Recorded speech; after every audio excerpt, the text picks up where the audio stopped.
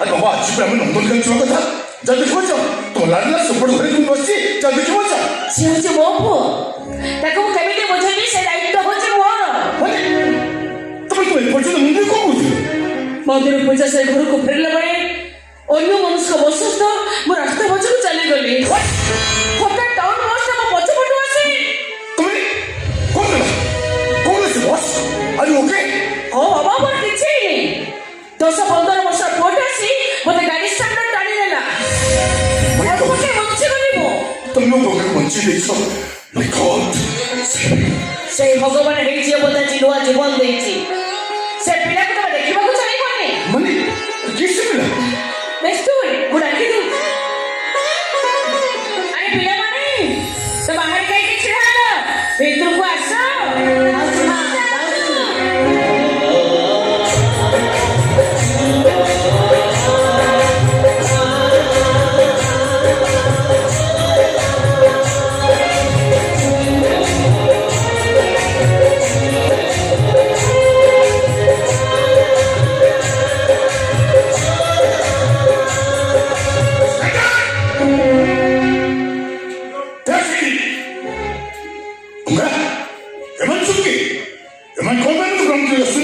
ତମ କରିଥିଲି ନା ତମ ସ୍ତ୍ରୀକି ସେମାନେ ନୂଆ ଜୀବନ ଦେଇଛନ୍ତି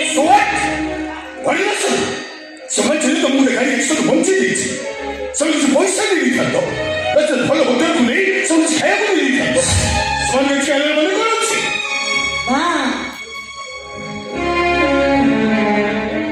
ବାବୁ ଯଦି ଚାହୁଁନାହାନ୍ତି ଆମେ ଘର ରହୁ ବୋଲି ଆମେ ଘର ଛାଡ଼ି ଚାଲିଯିବୁ ମା ତ ବସ୍ ଷ୍ଟାଣ୍ଡ କି ରେଳ ଷ୍ଟେସନରେ ଯାଇ ରହିଯିବୁ ଆମ ପାଇଁ ଆପଣ ଜମା ବ୍ୟସ୍ତ ହୁଅନ୍ତୁନି ମା ମା ଆପଣ ଜମା ବ୍ୟସ୍ତ ହୁଅନ୍ତୁନି ଆମକୁ ଆମ ବାଟେ ଯିବାକୁ ଦିଅ ଏ ରାଜଭାଇ ଚାଲ ଆମ ଘରକୁ ପଳେଇବା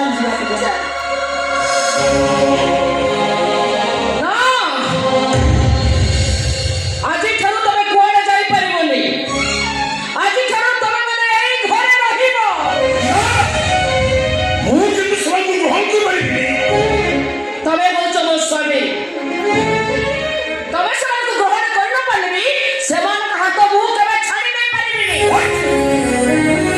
ତାମାନେ ଦିଟା ବାହାର ପିଲାଙ୍କ ପାଇଁ ତମେ ତମ ସ୍ୱାମୀର ଏଗେନ୍ଷ୍ଟ ଯିବାକୁ ଚାହୁଁଛ ତମେ ମୋ ସ୍ୱାମୀ ହେଲେ